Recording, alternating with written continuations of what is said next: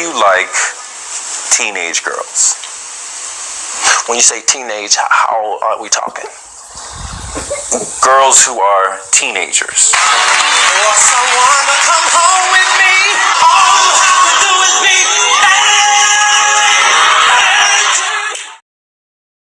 Question was whether or not these women were over age.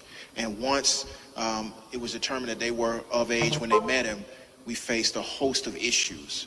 And so, like Tim said, 3 years ago when they came in my office, after he called me, I first started to strategize, how can I help? Because legally there weren't too many options. But what we had to do was destroy the narrative that's been surrounding this individual and many cases like this, that these are women that no one cares for, that these are women that no one will fight for. And so we took a outside the box approach, and we started to destroy the narrative.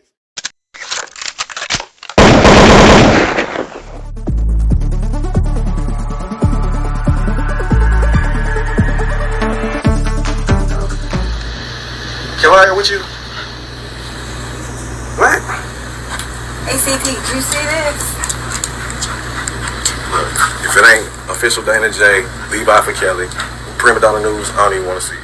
It should be no surprise the media isn't as anxious to report about Jennifer Bonjean's latest motion to acquit as it has been in reporting all this scandalous information and giving these less than favorable people the platform to continue their narratives.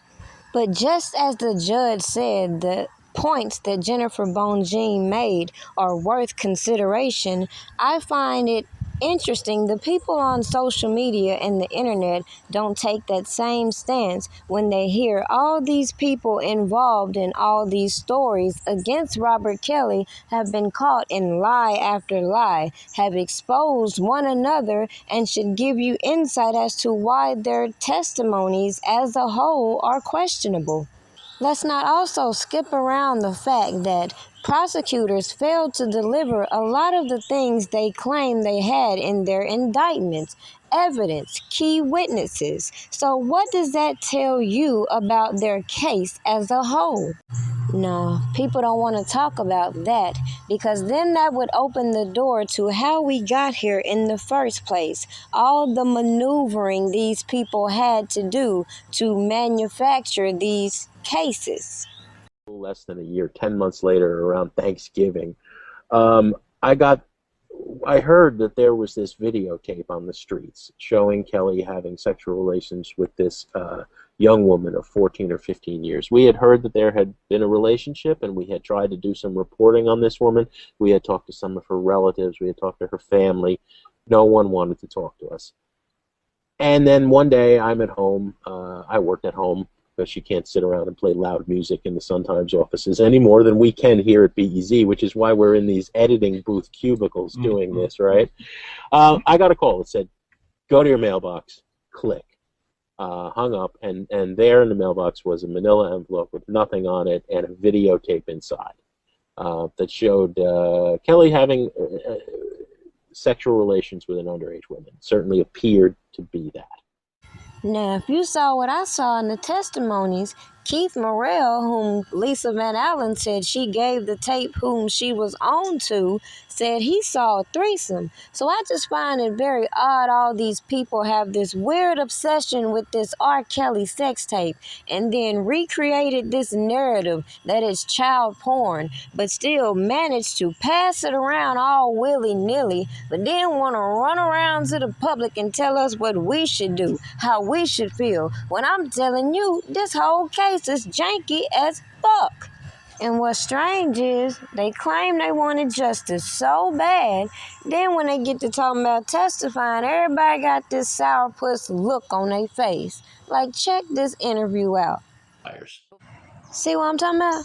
This mofo, he reaching out to the prosecutors. They ain't even subpoena him. Daryl McDavid attorneys have to subpoena him. And he up here talking about he'll get on the stand and read his janky-ass book.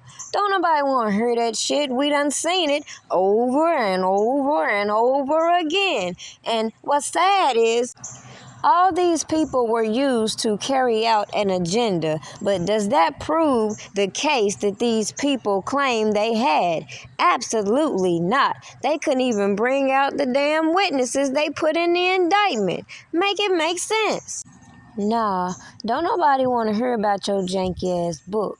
We want to know why you were not prosecuted for allegedly taking this tape, showing it to this person, that person, when you claim it was child porn. So your civic duty would have been to turn it over. Why, in fact, was it required for other people to push you into turning it in? Because you didn't want to blow your big story. Yet again, the hypocrisy and how these people could spend so much energy shaping the narrative around one individual, but use people like this guy, use people that didn't even want to testify because they didn't want to give up their sources, but then want to come back and talk about protect black women. I don't get this shit. So for those still lost to the fact as to why somebody could still be defending Robert Kelly, well, clearly this ain't even about defending Robert Kelly at this point. This is about defending our rights as an American citizen, which we clearly see we're being stripped daily. So if they could publicly violate somebody's rights, such as Robert Kelly, who the fuck is somebody like me? But I put my thoughts in these videos and see that the general public is a little bit lost in the sauce because they don't get the overall message. It's cool. One day you might. Good day. We did our job. We brought the information to the public. Surviving R. Kelly went off. We kept that shit going. We got bus drivers. We got police officers. We got assistants. We got friends. We got people to lie. We got the storage. We got motherfucking video, audio. We got the storage. We got motherfucking video, audio.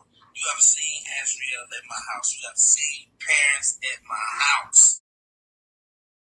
You see now, you done fucked up, you know that, don't you? I see what I'm saying. I thought. No, so, you know what I'm saying? You done fucked up now, you know that, don't you? The more questions that cop asked, the more I thought I wasn't gonna never see daylight again. This time you said you bought the bottle. I was just waiting for them to tell me they seen that damn videotape, but they hadn't. No, you done fucked up, don't you? No, it doesn't. No, you done fucked up. Without the tape, they had nothing.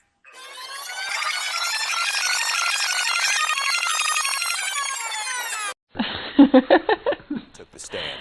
But as our Tara Molina reports, that witness wanted to be anywhere other than the courtroom. Prosecutors disclosed Lisa Van Allen did not want to come back to court for cross-examination, and agents had to pick her up and bring her here. It's the very first thing Kelly's defense asked her about.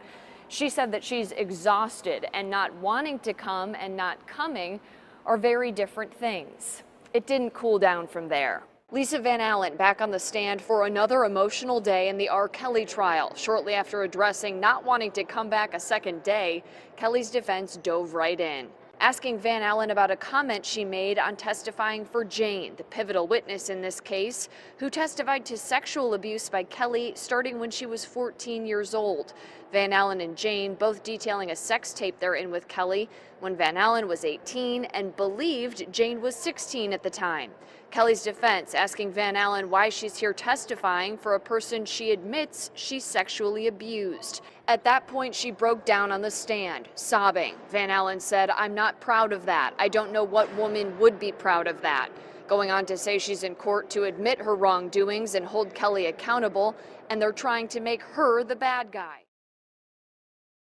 Kelly's defense continuing to pick apart her testimony and what she's said on the record and under oath in the past. Remember, Van Allen testified in Kelly's 2008 trial in Cook County. The singer was acquitted. The defense making a few reveals in their line of questioning. When questioning Van Allen about the number of threesomes she had with Kelly, Van Allen was asked about a statement she made on feeling she owed them to Kelly. because of sexual abuse he suffered as a child, something Van Allen said they bonded over. Also learning in questioning, Van Allen and Keith Morrell had an intimate relationship. Van Allen sent the sex tape of herself, Jane, and Kelly to Morrell to hold on to after taking it from Kelly, and the two were ultimately polygraphed and paid by Kelly and his team to get the tape back before the 2008 trial. Something we heard about from Keith Morrell himself when he was called as a witness here later this afternoon, detailing a call he got from Kelly's former business manager saying he knew he had that tape, and then talking about the deal that he made with Kelly and his team to return it.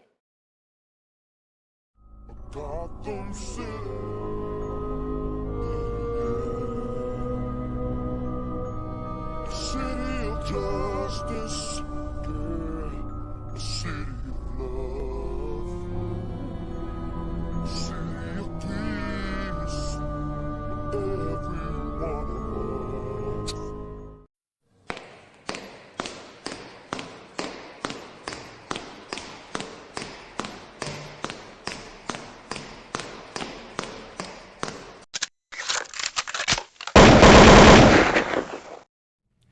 I want to send a message to the enablers of Mr. Kelly, to the agents and the managers and the attorneys and the others who stood idly by and looked the other way and turned a blind eye while teenage girls were sexually assaulted for over 2 decades.